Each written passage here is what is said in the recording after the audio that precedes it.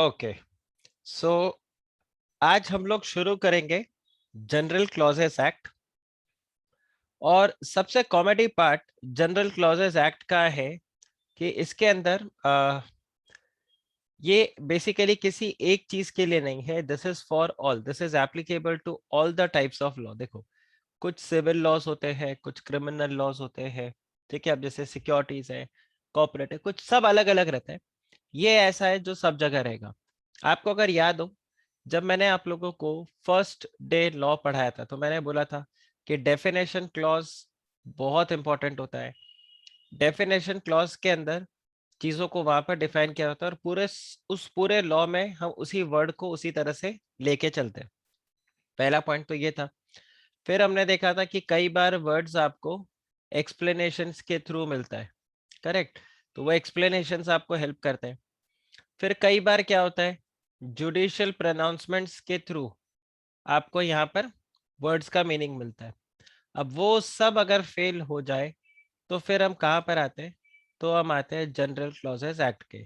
देखो, judicial pronouncement का आपको अगर मैं एग्जांपल दूं, तो आज एक ऑर्डर है, मैंने शेयर किया है ट्विटर पे। देखो, आई शो यू। ये देखो, supreme court holds that financial debt under IBC also includes an interest free loan. अब इसका मतलब क्या है, आप देखो।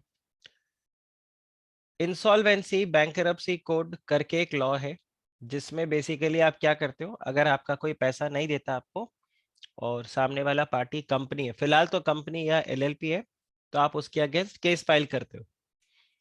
तो आईबीसी में क्रेडिटर को दो कैटेगरी में स्प्लिट किया है। एक है फाइनेंशियल क्रेडिटर और एक होता है ऑपरेशनल क्रेडिटर। फिर फाइनेंशियल क्रेडिटर कौन, जिसके फाइनेंशियल डेट्स हो। ऑपरेशनल क्रेडिटर कौन, जिसके ऑपरेशनल डेट्स हो, ठीक है। फाइनेंशियल क्रेडिटर भी डिफाइंड है, फाइनेंशियल डेट भी डिफाइंड है। अब आप अगर ऑपरेशनल डेट के बारे में चेक करोगे, तो ऑपरेशनल डेट को ऐसे डिफाइन किया गया है कि देखो, अगर आपको गुड्स एंड सर्विसेज का पेमेंट है, सैलरीज का पेमेंट है, टैक्सेस है, ये सब ऑपरेशनल डेट है। फाइनेंशियल डेट के अंदर भी काफी सारा, तो वहां पर एक था कि अगर आपको मनी डिसबर्स किया गया है for a consideration of time value of money. अब एफएम में आपने पढ़ा है टाइम वैल्यू ऑफ मनी का मतलब क्या, इंटरेस्ट है कि नहीं। टाइम वैल्यू ऑफ मनी का मतलब क्या, इंटरेस्ट है कि नहीं। तो अगर इंटरेस्ट नहीं है तो मतलब बेसिकली अगर मैं इंटरेस्ट फ्री लोन देता हूं, तो आप मुझे बताओ क्या वो फाइनेंशियल डेट होगा। If I give a interest free loan, is it a financial debt. देखो, if you go by definition तो आंसर नो हो जाएगा, because financial debt means when the amount is disbursed for a consideration against time value of money. लेकिन आज supreme court ने, आज नहीं मतलब वैसे तो ये 6 तारीख का ऑर्डर था, सुप्रीम कोर्ट ने वहां पर क्या बोला कि देखो, जो फाइनेंशियल डेट है that would also include the outstanding principal due with respect to the loan and would also include the interest thereon if and were payable. So अगर कोई इंटरेस्ट पेबल नहीं है तो जो आउटस्टैंडिंग प्रिंसिपल अमाउंट है वही क्या माना जाएगा, फाइनेंशियल डेट। तो जो इंटरेस्ट फ्री लोन है ये भी किसकी तरह ट्रीट किया जाएगा, फाइनेंशियल डेट की तरह। Does this make sense guys, does this make sense. तो देखो, सबसे पहले तो हम डेफिनेशन क्लॉज को देखते हैं, फिर हम एक सेक्शन के अंदर जो एक्सप्लेनेशन होता है उसको देखते हैं, जुडिशियल प्रोनाउंसमेंट्स को देखते हैं, और फिर कुछ ना हो तो जनरल क्लॉजेस एक्ट आ जाता है, जहां पर वर्डिंग्स को बताया। एक तो ये पार्ट कि जनरल क्लॉजेस एक्ट आपको बहुत सारे डेफिनेशंस के बारे में बताता है। दूसरा, जनरल क्लॉजेस एक्ट आपको एक और तरीके से हेल्प करता है कि लॉ को कैसे इंटरप्रेट किया जाए, द इंटरप्रिटेशन ऑफ लॉ। जैसे मैं आपको बोलता हूं 30 डेज, ठीक है। तो ये 30 डेज में, 30 डेज जैसे मैं आपको बोलूं आज तारीख है लेट्स से 7 सितंबर, और मैं आपको बोलता हूँ 30 डेज, तो 30 डेज आप कैसे काउंट करोगे, मतलब उस 30 डेज में 7 सितंबर को भी इंक्लूड करोगे, या आपका जो 30 डेज का टाइम पीरियड है वो 8 सितंबर से स्टार्ट होगा, अच्छा, ये 30 डेज आपका खत्म होता है, लेट्स से, अगर आप इसको चेक करो तो आपका 30 डेज खत्म हो जाता है लेट्स से 6 अक्टूबर को, ठीक है। तो 6 अक्टूबर भी इंक्लूड होगा कि नहीं होगा, मैं आपको बोलता हूँ 5 to 18 इज इंक्लूडेड। तो अब is 5 and 18 also included in this, और the time period between 5 and 18 is included. आप डिफरेंस समझ पा रहे हो? ये डिफरेंस समझ में आ रहा है आपको? सी, लॉ में अभी हम लोगों ने कितनी सारा चीज इस तरह से डिस्कस किया है कि सर थोड़ा सा वर्ड का हेरा फेरी और मीनिंग ही बदल जाता है और उसका इंटरप्रिटेशन ही चेंज हो जाता है। तो ये सारे इंटरप्रिटेशंस आपको कौन देगा? ये सारे इंटरप्रिटेशंस आपको मिलेंगे जनरल क्लॉजेस एक्ट के अंदर। आप बताइए, क्या ये आपको क्लियर हुआ कि नहीं, कि इसका नीड क्या है, why there is a need general clauses act. तो आप जब भी लॉ में अटकोगे, ठीक है, ये प्रैक्टिकल पॉइंट ऑफ व्यू से बताता हूँ, जब भी आप लॉ में अटकोगे, आपको झगड़ा करना होगा, कुछ ऐसा रहेगा, तो आप क्या करोगे? You will pick up general clauses act और वहां से आप इंटरप्रिटेशन को शुरू करोगे। अब जनरल क्लॉजेस एक्ट में आप देखो तो एक तरफ आपके पास डेफिनेशन है, फिर आपके पास है जनरल रूल ऑफ कंस्ट्रक्शन, फिर आपके पास प्रोविजंस दिए हुए हैं रूल्स और इन सब के इनैक्टमेंट्स के लिए कि कब जब ये इनैक्ट होते हैं, एंड मिसलेनियस, और ये सब आपके पास पार्ट आता है। तो आप ये देखो, general clauses act was enacted on 11th मार्च 1897, ठीक है। और ये सब इसने क्या किया था, 1887 और 1868, इन सब जो जनरल क्लॉजेस एक्ट है उन सबको यहाँ पर कंसोलिडेट कर दिया। What does General Clauses Act provide? It provides definition of the certain terms and general principles of interpretation. दो broad areas है, यहाँ पे कुछ जनरल डेफिनेशन है, और ये जनरल डेफिनेशन कब यूज आएगा? whenever there will be absence of the definition of a particular word in any central act or regulation, ठीक है। तो जब वो पर्टिकुलर एक्ट, जैसे यहाँ पे मैंने बताया, जब साइलेंट रहेगा तो हम जनरल क्लॉजेस एक्ट से उसका मीनिंग उठाकर चेक करेंगे। फिर अगर आप देखो तो जो जनरल क्लॉजेस एक्ट है 1897, it also comes for the rescue in the absence of clear definition of specific enactment। तो सेम पॉइंट वापस है, या फिर where there is conflict between the pre-constitutional law and the post-constitutional law। तो constitution हमारा 1950 में बना, उससे पहले के जो लॉज थे और उसके बाद के जो लॉज है वहां पर अगर कोई झगड़ा होता है तो अगेन जनरल क्लॉजेस एक्ट आपको रेस्क्यू करने के लिए आता है। अब जैसे एग्जांपल दिया है, where the law provides that court will have the power to appoint, suspend और remove the receiver, the legislature simply enacted that whenever convenient the court may appoint the receiver, and it is implied that within the language it may also remove or suspend him। तो यहाँ पर इस तरह से करके आपको पूरा point, ये एक बेसिकली आपको पॉइंट मिला। नाउ ये एक एग्जाम क्वेश्चन आपका बन सकता है, what is the object purpose and importance of the general clauses act. तो सबसे पहले, to shorten the languages of central act. अब आप मुझे बताओ, सेंट्रल एक्ट के लैंग्वेज छोटे कैसे हो जाएंगे जनरल क्लॉजेस एक्ट की वजह से?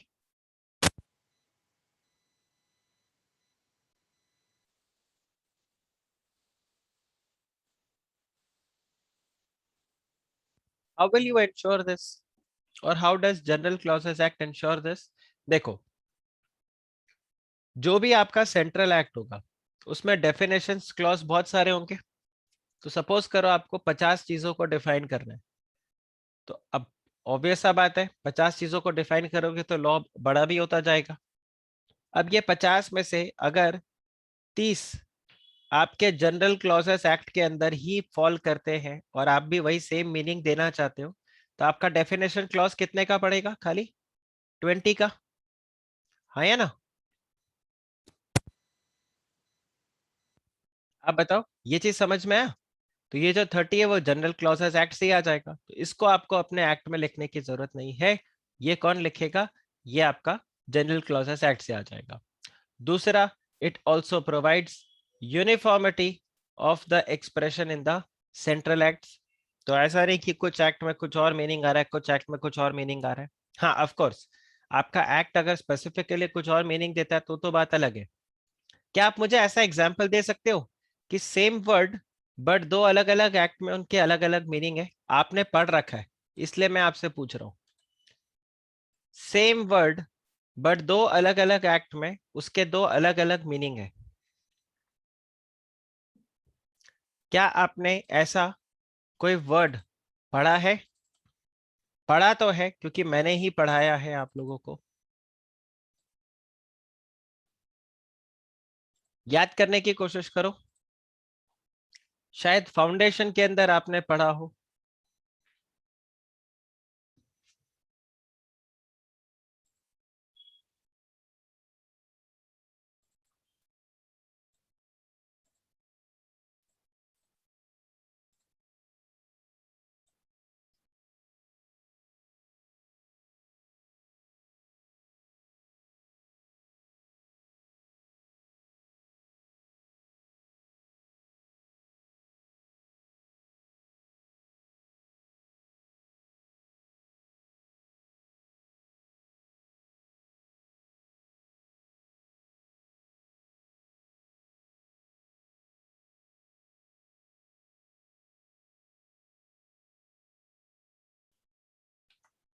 अग्री?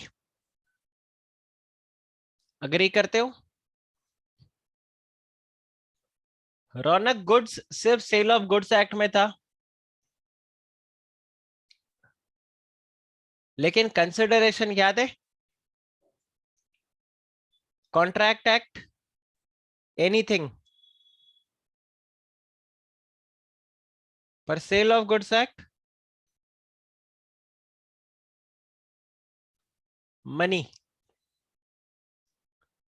तो ये पॉइंट आता है, तो इससे यूनिफॉर्मिटी आ जाता है। हाँ, कहीं एक्ट में इस तरह से बाइफरकेशन दे के रखा है तो बात अलग है, बट ये then to state explicitly the convenient rules of construction and interpretation of the Central Act, and to guard against the slips and oversight by importing into every act and certain form of the clauses which otherwise ought to be inserted in the Central Act। तो एक जैसे मैंने definitions के अंदर एक common playground set कर दिया, वैसे यहाँ पर भी कुछ common rules को सेट कर दिया है, नहीं तो उसको अलग से आपको हर एक्ट के अंदर डालना पड़ता। ये आपका पर्पस है। So the purpose of the general clauses act is to put one single statute different provisions as regard to the interpretation of words, legal principles which would otherwise have to be specifically or specified separately in many acts and regulation। कोशिश करना अगर question आए objectives of the general clauses act, उसको आप यहां पर जरूर से लिखना, जरूर से इसको मेंशन करना, ठीक है? फिर देखिए the purpose of this act, ये कोर्ट के अंदर जजमेंट में भी बताया हुआ है, सुप्रीम कोर्ट में। It is stated that the purpose of this act is to place one single statute different provisions for the words. ये वापस से सेम पॉइंट आ गया आपका।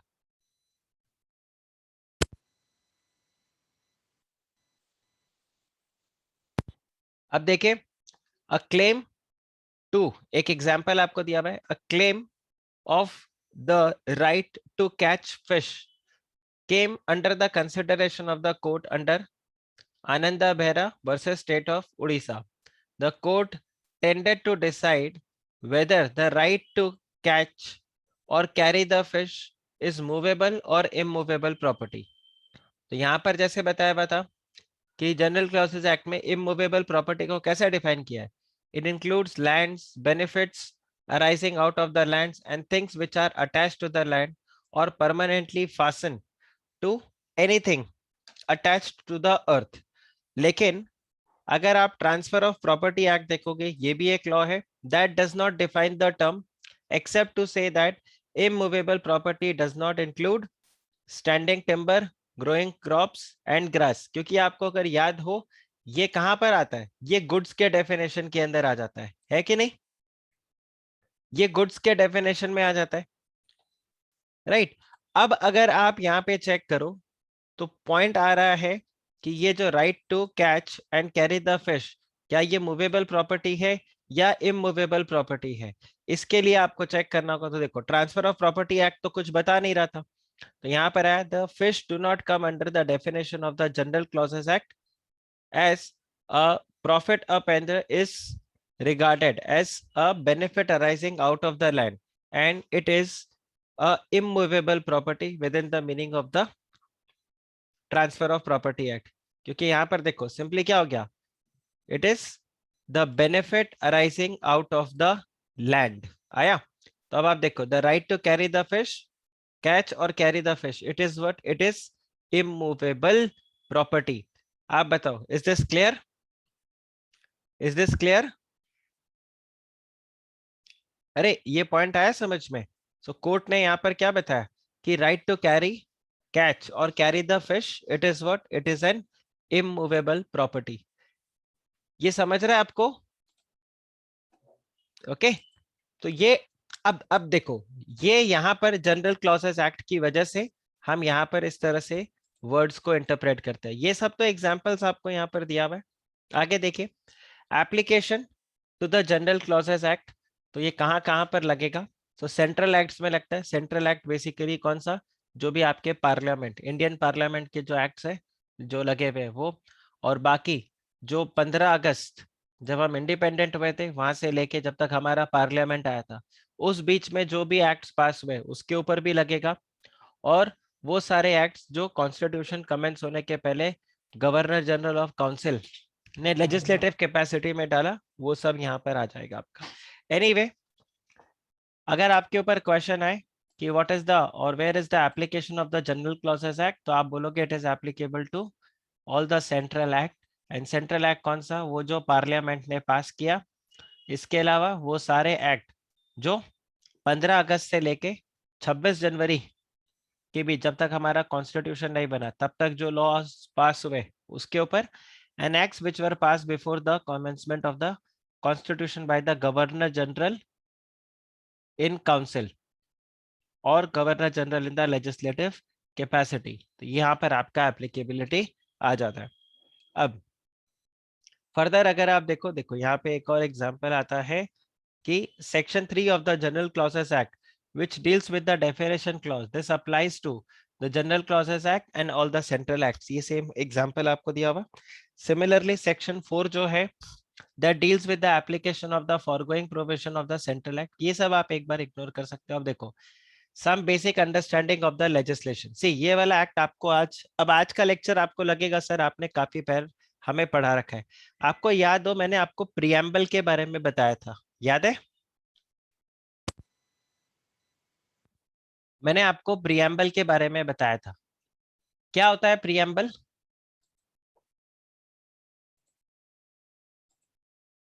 What is preamble.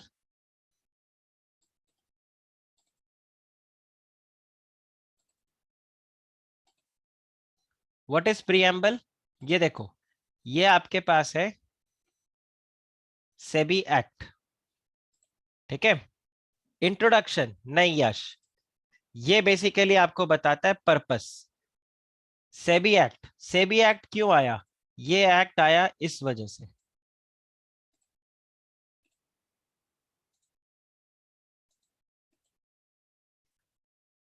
आप ये देखो ये एक्ट क्यों आया, इस वजह से आया, टू प्रोटेक्ट द इंटरेस्ट। ये अगर ध्यान से आप देखो प्रियम्बल हमेशा आपको बताएगा what was the purpose of the law, this was to protect the interest of investors in the securities, to promote and development and to regulate the securities market। आया आपको समझ में। हर एक्ट का ऐसा प्रियम्बल मिलेगा। सेम वे अगर आप यहाँ पे देखो मैं कोई दूसरा लॉ आपको खोल के यहाँ पे देता हूँ, let's say foreign exchange management act. Foreign exchange management act, इसका प्रियम्बल अगर आप देखोगे तो यहाँ पर भी आपको दे दिया कि ये लॉ क्यों आया है। ये लॉ आया है to consolidate all the law relating to foreign exchange, मतलब आप बहुत सारे लॉज आपको फॉलो नहीं करने, सिर्फ एक करना है। दूसरा, ये फैसिलिटेट करेगा एक्सटर्नल ट्रेड और पेमेंट्स को, और प्रमोट करेगा orderly development and maintenance of the foreign exchange market. इसी तरह से अगर आप कोई और एक्ट देखो, let's say consumer protection act, ठीक। अब ये देखो, ये भी कंज्यूमर प्रोटेक्शन एक्ट, ये आ गया इसका प्रीएम्बल। तो यहाँ पर भी आपको बताया कि क्यों आया ये act, for the protection of the interest of the consumer, then to establish authorities for the administration and settlement of the consumer disputes, and इसके अलावा जो भी करेक्टेड मैटर्स है। हर एक्ट में आपको कहीं ना कहीं कोई ना कोई इस तरह से आपको प्रोविजन मिलेगा जो बताएगा कि ये एक्ट क्यों आया। अगर आप जैसे सेल ऑफ गुड्स एक्ट देखोगे, तो सेल ऑफ गुड्स एक्ट वहां पर आपको बताएगा कि ये बन चुका है एक ही law, an act to amend and define the law relating to the sale of goods act, मतलब खत्म, अब इसके अलावा कोई और लॉ एप्लीकेबल नहीं होगा, सारे के सारे एक ही जगह रहेंगे। आया guys, could you understand this? तो प्रियम्बल का क्या मतलब होता है? प्रियम्बल का मतलब होता है कि कोई भी लॉ, ठीक है, प्रियम्बल का मतलब होता है कि कोई भी लॉ जो आ रहा है उसका पर्पस क्या है, ठीक है, उसका स्कोप, उसका ऑब्जेक्टिव, उसका पर्पस। तो देखो, every act, see every act has a preamble which expresses the scope, the object and the purpose of the act. ये आपको basically, it is one of the main source of the understanding the intention of the lawmakers behind the act. कल को कभी कुछ झगड़ा होगा, देखो SEBI versus पीडब्ल्यूसी वाला जो केस हुआ था, आपको बताया था ना, मैंने आपको ये बताया था ना, सेबी वर्सेस पीडब्ल्यूसी वाले केस के लिए, याद आ रहा है? सेबी ने पीडब्ल्यूसी के ऑडिटर्स को नाफरा पढ़ाते वक्त बताया था ना, सेबी ने पीडब्ल्यूसी के ऑडिटर्स के ऊपर या पीडब्ल्यूसी पूरे फॉर्म के ऊपर बैन लगा दिया था, करेक्ट। और फिर इसको चैलेंज किया गया था कि क्या, हाँ, सत्यम वाले केस के कनेक्शन में। तो क्वेश्चन तो सीधा ये था ना कि क्या सेबी के पास इतना पावर है कि वो पीडब्ल्यूसी के ऊपर बैन लगा सके? तो सेबी ने कैसे प्रूव किया? सेबी ने यही तो बोला, देखो पीडब्ल्यूसी वालों ने क्या बोला, पीडब्ल्यूसी वालों ने बोला देखो हमारे पास, सी सेबी एक्ट के अंदर कहीं पर भी ऐसा कुछ नहीं लिखा कि वो ऑडिटर्स के ऊपर बैन लगा सकता है। वो मर्चेंट बैंकर्स के पास जा सकता है, इंटरमीडियरीज के पास जा सकता है, broker, stock broker, investment advisor, research analyst, इन सबको पकड़ सकता है। इनफैक्ट जो इन्वेस्टर ट्रेड कर रहा है उसको पकड़ सकता है। हम तो कहीं पर भी किसी भी डेफिनेशन में फॉल नहीं करते, तो सेबी नहीं आएगा। और सेबी क्या बोलता है कि देखो, this was to protect the interest of the securities market, correct. इसलिए हमारे पास पूरा पूरा राइट है कि हम पीडब्ल्यूसी को यहां पर क्या करें, बैन करें। आ रहा है आपको समझ में? तो ये बेसिकली पीडब्ल्यू सेबी अपने इस पॉइंट को कैसे रख रहा है, वो ये बता रहा है कि भाई हमारा तो आने का कारण ही क्या था, what was the reason SEBI act को लेके आने का? सेबी एक्ट को लेके आने का रीजन ही था कि to protect the securities market, और इनकी गलती की वजह से सिक्योरिटीज मार्केट के एक कंपनी में इन्होंने गड़बड़ किया, उसकी वजह से पूरा मार्केट खराब हुआ, लोगों ने पैसे अपने गवाए, प्लस बहुत ज्यादा लॉस हुआ, लोगों का ट्रस्ट फैक्टर उठा, राइट। तो अब I have all the right to punish these people. तो ये आ गया प्रियम्बल। आप बताइए, इज दिस क्लियर? ये क्लियर हुआ? अब एक चीज ध्यान रखना, कभी भी जो प्रियम्बल है, ठीक है, सपोज करो सिनेरियो ऐसा हो जाए, preamble versus the provision of law, तो कौन जीतेगा? सी, आप अगर ध्यान दो, ये है प्रियम्बल और ये आ जाए सेक्शन, तो कौन जीतेगा? प्रोविजन, ध्यान रखना, ये प्रिवेल करेगा, the section is going to prevail, this will not prevail. हाँ, लेकिन जहां पर हम ऐसा बोले कि जो सेक्शन है वो साइलेंट है, तो प्रीएम्बल वहां पर क्या कर सकता है, प्रिवेल कर सकता है। ओके,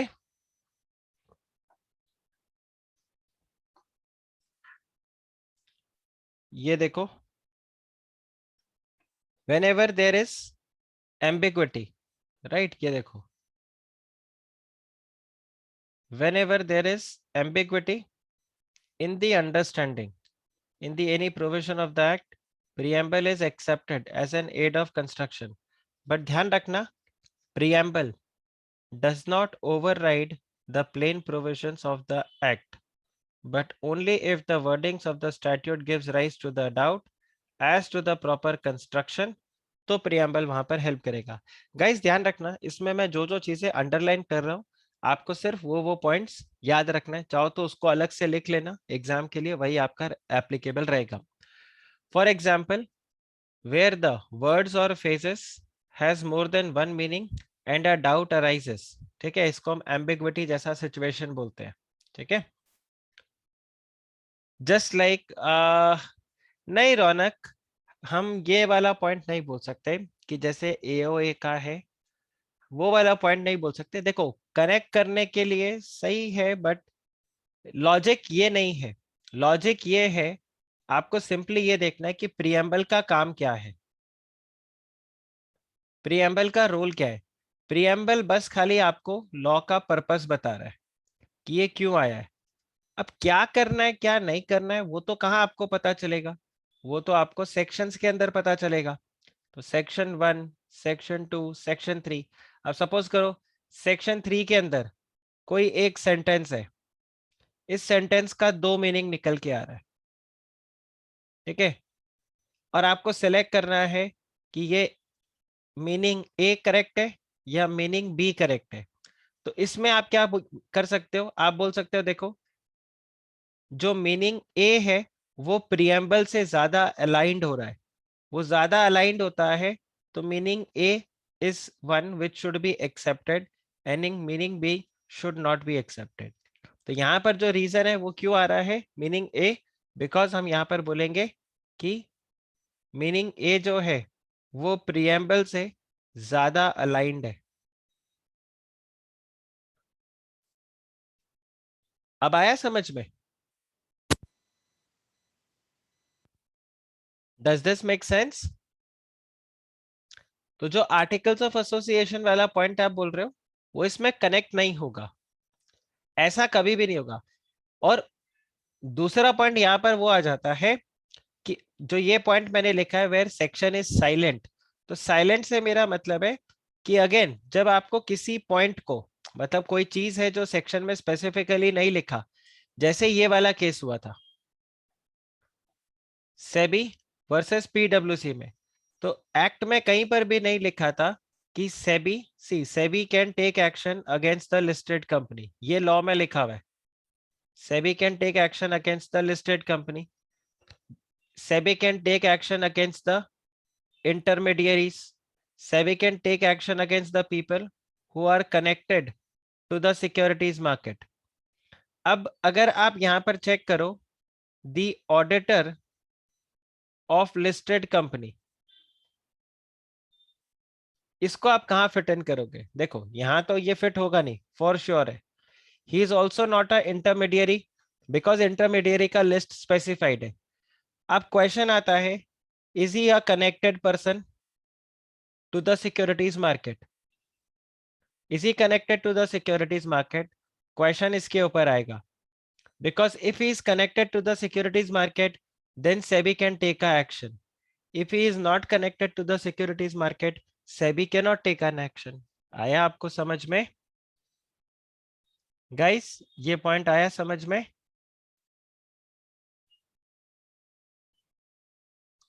गाइस ये पॉइंट आया? अब क्या auditor connected to the securities market है या नहीं, इसको सेट करने के लिए आप किसका हेल्प लोगे? प्रीएम्बल का हेल्प लोगे। और आप क्या बोलोगे, देखो ऑडिटर की वजह से ऑडिटर ने एक लिस्टेड कंपनी का रिपोर्ट गड़बड़ दिया, इसकी वजह से मेरा मार्केट इंपैक्ट हुआ, so definitely he is connected to the securities market. Guys समझा? राइट ये देखो जैसे यहाँ पर दिया हुआ है, for example where the words or phrases has more than one meaning and a doubt arises as to which of the two meaning is intended in the act, then the preamble can and ought to be referred in order to arrive at the proper construction. Okay, so in short, preamble to an act discloses the, ये देखो, it discloses the primary intention of the legislator but can only be ought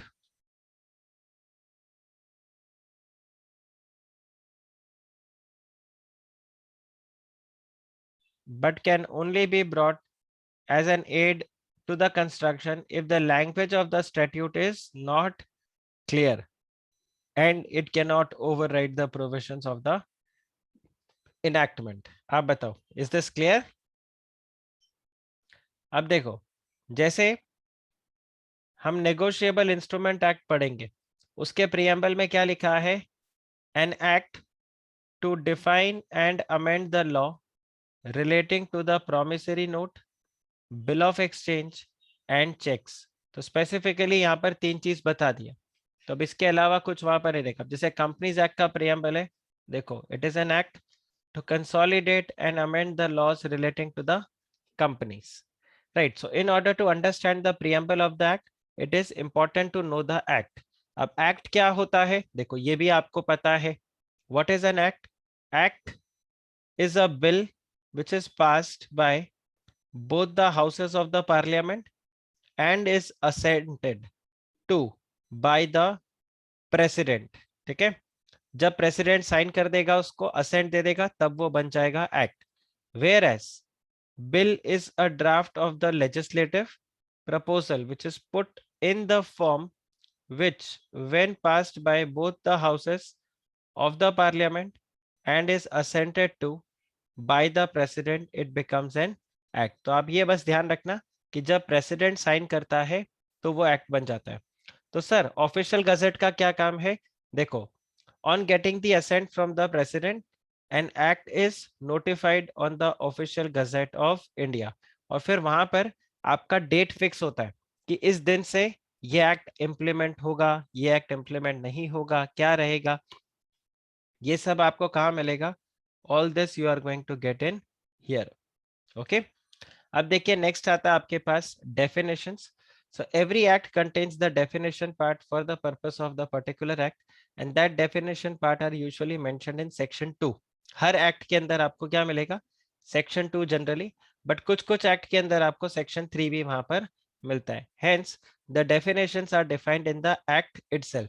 Now what is the objective of the definition clause? ये देखो, the objective of the definition clause is to avoid the necessary and frequent repetition of the repetitions in describing in all the subject matters to which the word or expressions intended to apply। तो यहाँ पर आपका section number 2 and section number 3 दोनों आ जाता है। However, if there may be words which are not defined in the definitions, तो फिर आप किसका हेल्प लोगे? जनरल क्लॉजेस एक्ट का। ये पॉइंट आ गया। If there may be words which are not defined in the act, then you can take help of the general clauses act। आप बताइए, is this clear? Is this clear? अच्छा, कई बार ऐसा होता है कि हम straight away general clauses act में नहीं आते। जैसे अगर आप कोई भी एक्ट को उठाओ, लेट्स से हम फेमा एक्ट को उठाते हैं।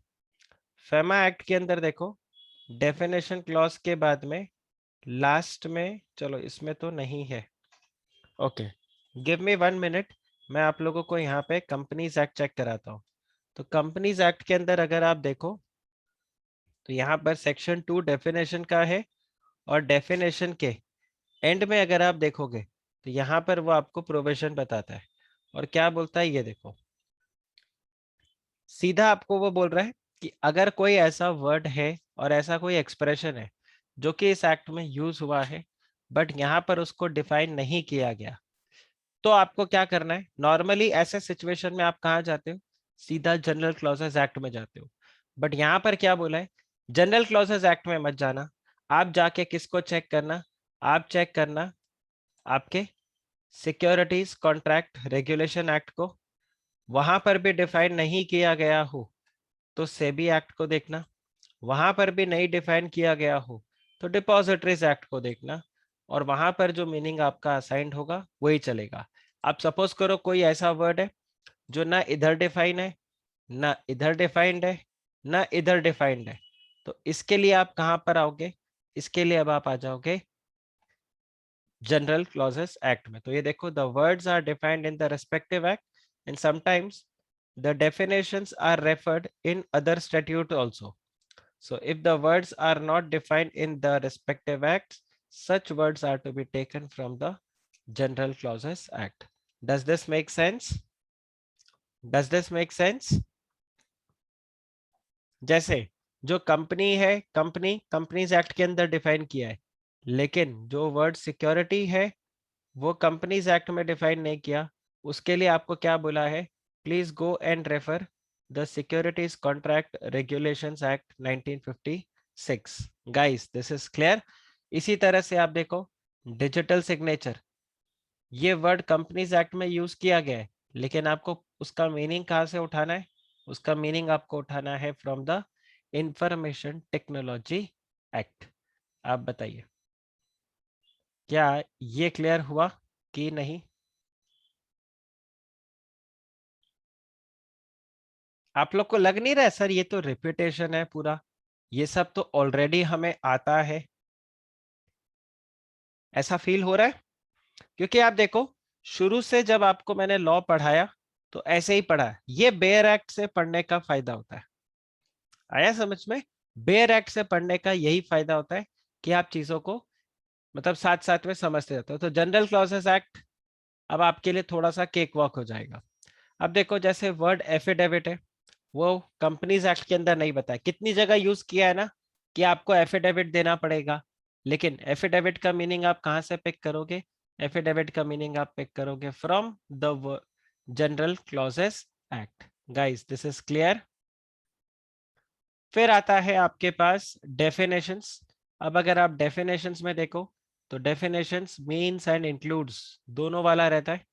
तो अगर मीन्स वाला डेफिनेशन है तो इंक्लूसिव है, सॉरी एक्सक्लूस एग्जॉस्टिव है। और अगर डेफिनेशन है इंक्लूड्स वर्ड के साथ तो मतलब वो इंक्लूसिव डेफिनेशन है। तो ये इसके ऊपर देखना, एग्जाम में क्वेश्चन आपको मिल सकता है, right.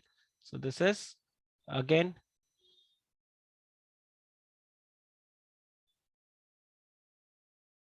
Important from your exam perspective. इसमें क्या आ गया, मीन्स वर्ड का क्या मतलब होता है कि डेफिनेशंस, अगर मीन्स वर्ड यूज किया गया है this means the definition is exhaustive. अगर मीन्स वर्ड यूज किया है this means the definition is an exhaustive definition and they mean exactly what they is return. जैसे कंपनी का डिफाइन किया गया, कंपनी मीन्स अ कंपनी। तो आप ये देखो कंपनी मीन्स अ कंपनी, तो मतलब यहाँ पर आपके पास कोई और ऑप्शन नहीं है इधर उधर दिमाग लगाने का। Same way director means the director who is appointed as the board of director of the company. लेकिन कई बार अगर आप लॉ में देखोगे तो वहां पर वर्ड क्या यूज किया हुआ होगा, इंक्लूड्स। और अगर इंक्लूड्स वर्ड यूज किया हुआ होगा then the definition is inclusive in nature. और इंक्लूसिव इन नेचर का क्या मतलब होता है, that means the definition is prima facie extensive, आप उसमें एक्सटेंड कर सकते हो। डिविडेंड भी मीन्स वाले में फॉल करता है ना। हाँ, so dividend means the dividend which has been declared, right. अगर कंपनीज एक्ट के अंदर हम डिविडेंड के डेफिनेशन को देखें,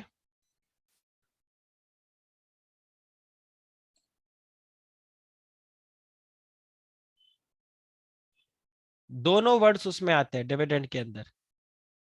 डिविडेंड मीन्स भी आता है, और डिविडेंड ये देखो, सॉरी ये देखो, dividend includes the interim dividend,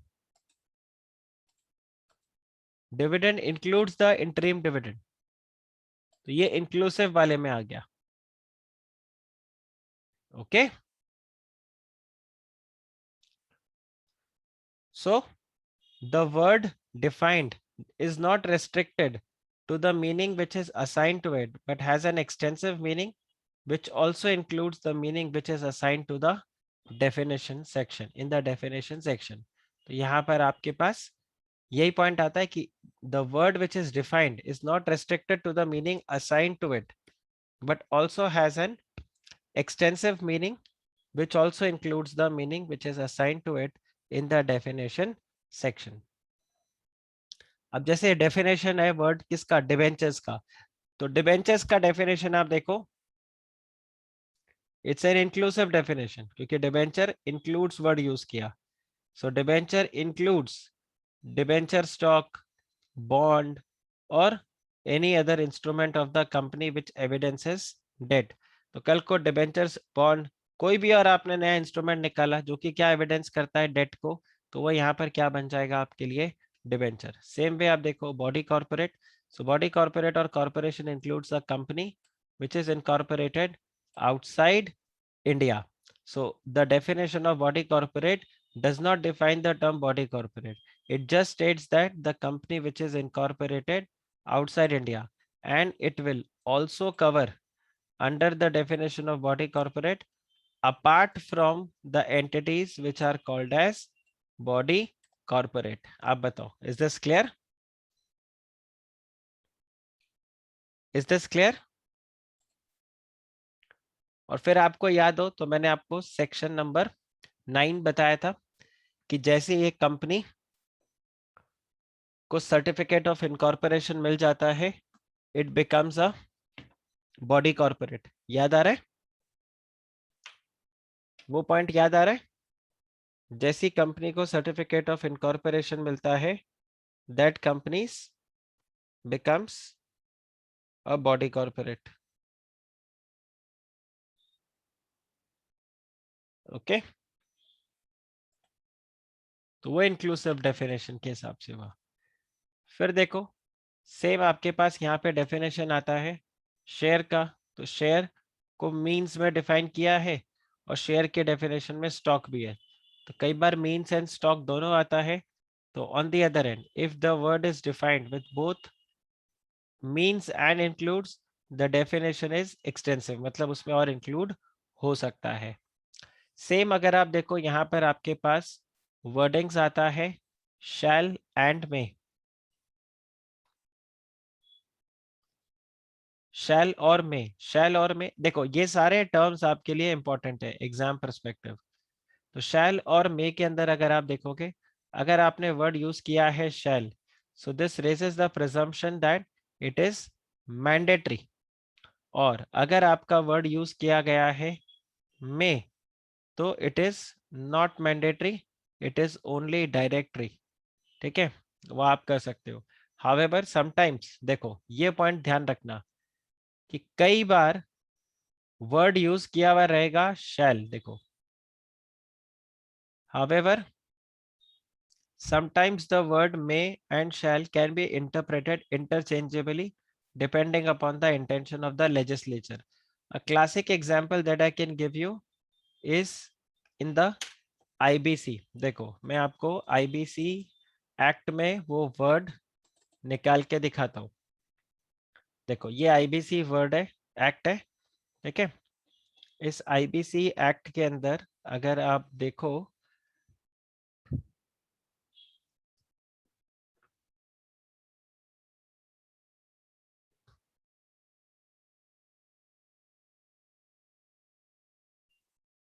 ये लाइन देखो, आप ये वाला जो पैराग्राफ है इसको देखो, और यहां पर वर्ड यूज किया गया है शैल।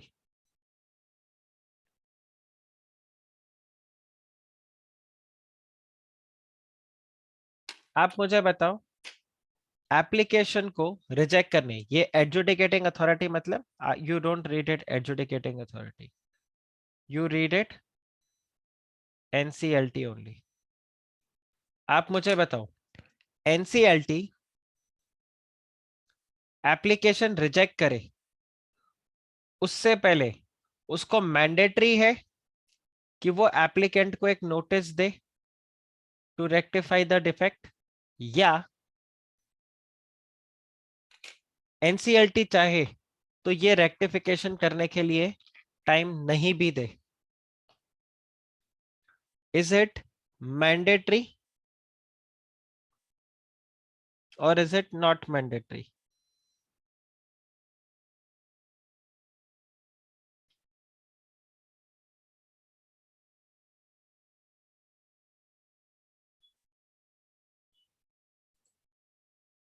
देखो, ये मैंडेटरी है, लेकिन कोर्ट का यहां पर क्या आया था? This shall is to B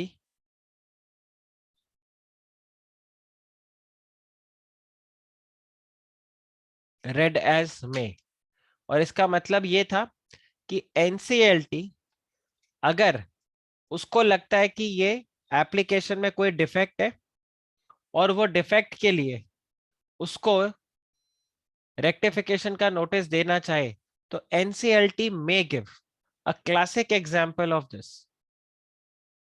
आप बताओ, ये आया समझ में गाइस? ये आया समझ में? राइट। सेम वे आप ये देखो, कंपनीज एक्ट के अंदर भी सेक्शन 3 में लिखा हुआ है, अ कंपनी में be formed for any lawful purpose. अब आप मुझे बताओ, ये मे को किसकी तरह रीड किया जाएगा? This may will be read as shall। आप बताइए, ये क्लियर हुआ गाइस? ये क्लियर हुआ? This may will be read as shall। Okay, right. फिर अगर आप देखो section 21 of the Companies Act, it provides that documents proceedings requiring authentication or the contracts made by or on behalf of the company may be signed by any KMP। और अब देखो यहां पर क्या लिखा है? may be signed by any KMP or any authorized officer who is duly authorized by the board in this behalf। यहां पर भी इस may को किसकी तरह रीड करना है? इसको आप this shall be, this may shall be read as may, and the use of the word shall with respect to one matter and use of word may with respect to another matter in the same statute would normally lead to the conclusion that the word shall impose an obligation। ये आपको ध्यान रखना है कि जो word shall है ये obligation impose करता है, एंड जो भी वर्ड में है दिस कन्फर्स डिस्क्रिशनरी पावर। ये आपको ध्यान रखना होगा। Okay guys, is this clear? Right. अब आज का लेक्चर हम यहीं पे एंड करते हैं, और कल फिर हम यहां से शुरू करेंगे preliminary section number 1। Okay, that's it for your today's lecture. Take care, bye bye.